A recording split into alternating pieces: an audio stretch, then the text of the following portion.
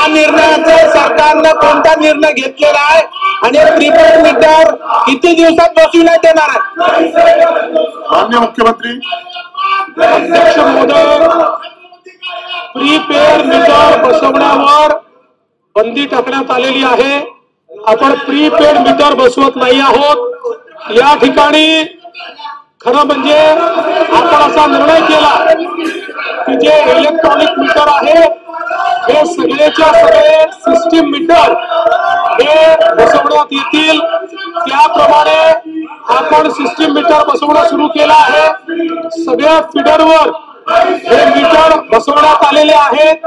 आता ट्रान्सफॉर्मरवर मीटर बसवणं चाललेलं आहे आणि ग्राहकांना प्रीपेड मीटर नाही तर ग्राहकांना पूर्वीप्रमाणे पोस्टपेड पण इलेक्ट्रॉनिक मीटर हे लावण्यात येणार आहे, जेणेकरून ग्राहकांना देखील जो काही एक त्यांचा विरोध होता प्रीपेड मीटरला तो आपण मान्य केलेला आहे.